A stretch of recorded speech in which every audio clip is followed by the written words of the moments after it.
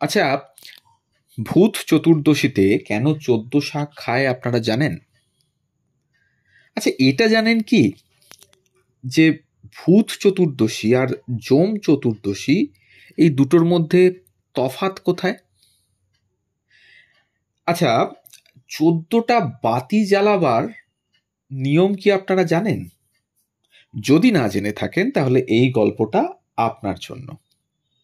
নমস্কার বন্ধুরা, গল্প যেখানে সত্যি চ্যানেলের আরও একটি নতুন গল্পে আপনাদেরকে আবারও স্বাগত জানাই। আজকে বলবো, ঠিক ধরেছেন, থাম্বনেল দেখে বুঝেই গেছেন, ভূত চতুর্দশী নিয়ে গল্প। আমাদের চ্যানেলে নতুন হলে অবশ্যই আমাদের চ্যানেলটিকে সাবস্ক্রাইব করে একটু পাশে থাকবেন, বেল আইকনটিকে প্রেস করে নেবেন যাতে পরবর্তী গল্প খুব তাড়াতাড়ি আপনাদের কাছে পৌঁছে যায়। তার জন্য প্রতিদিন ঠিক সকাল ৯টা থেকে ৯টা ৩০ থাকছে কিছু তথ্য ভিত্তিক গল্প আপনাদের জন্য। তাহলে শুনতে থাকুন আজকের গল্প। ভূত চতুর্দশীর দিনের কি গুরুত্ব সেটা নিয়ে আজকের গল্প। ভূত চতুর্দশী তিথি সম্পর্কে ভিন্ন ভিন্ন মতামত রয়েছে। কেউ বলেন দেবী কালী চামুণ্ডা রূপে ভূত এবং প্রেতাত্মা সঙ্গে নিয়ে ভক্তের বাড়িতে আসেন অশুভ শক্তির বিনাশ ঘটাতে। কারো মতে এই তিথিতে দৈত্যরাজ বলি পৃথিবীতে পুজো নিতে আসেন, সঙ্গে আসে নানা অশুভ শক্তি অর্থাৎ ভূত এবং প্রেতাত্মা। অনেকে আবার মনে করেন পূর্বপুরুষের আত্মা এই তিথিতে মর্তলোকে আসে। তবে সব ক্ষেত্রেই অশুভ শক্তির আগমনের উল্লেখ পাওয়া যায়।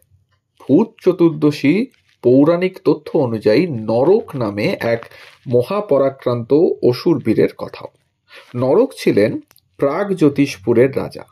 তার অত্যাচারে পৃথিবী ত্রস্ত হয়ে ওঠে। স্বর্গলোক আক্রমণ করে নরক হরণ করেন পারিজাত বৃক্ষ এবং ইন্দ্রের মাতা অদিতির কানের দুলো। তখন দেবরাজ ইন্দ্র উপায় না দেখে আসেন দ্বারকায়, শরণ নেন কৃষ্ণের। অতঃপর কৃষ্ণ রওনা দেন নরক বধের উদ্দেশ্যে। একা নন, সঙ্গে থাকেন প্রিয়তমা পত্নী সত্যভামাও।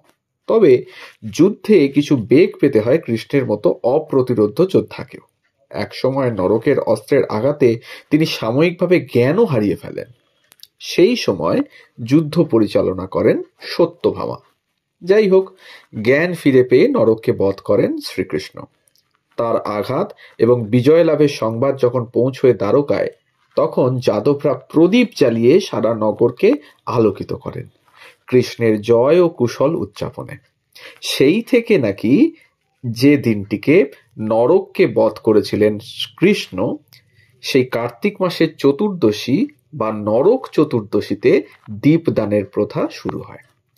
পুরাণ অনুসারে বলা হয় ভূত চতুর্দশীর রাতে শিবভক্ত রাজা মহাবলী, তিনি একজন মহাদানব রাজা, মানুষের কাছ থেকে পুজো গ্রহণের জন্য পৃথিবীতে নেমে আসেন।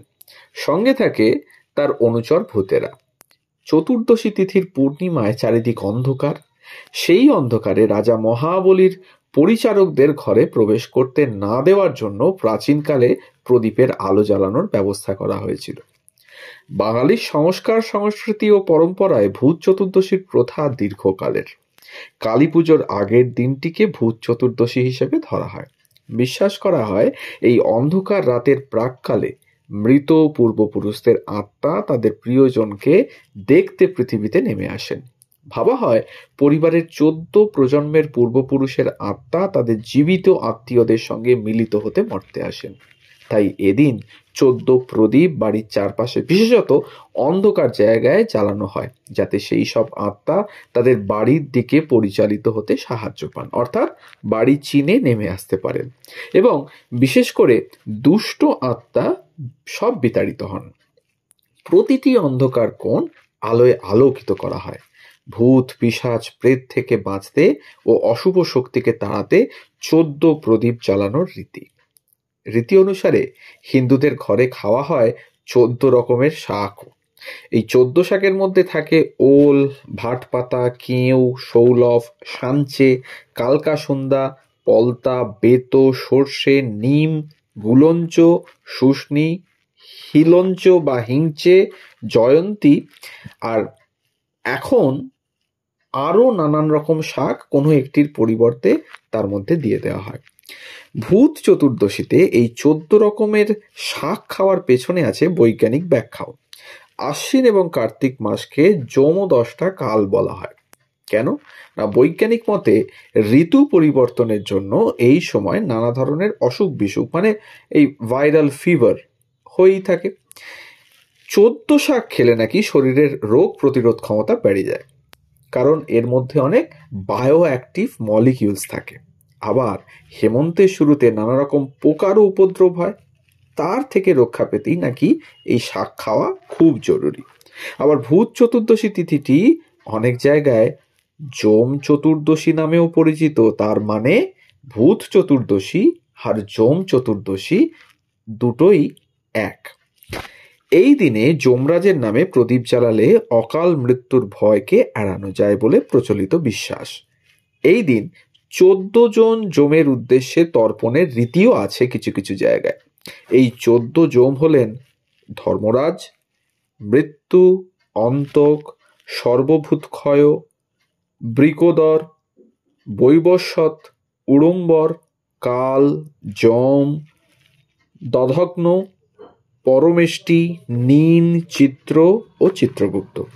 পদ্মপুরাণে বলা আছে ভূত চতুর্দশীতে গঙ্গা স্নান করলে নাকি নরক যন্ত্রণা কম সহ্য করতে হয়।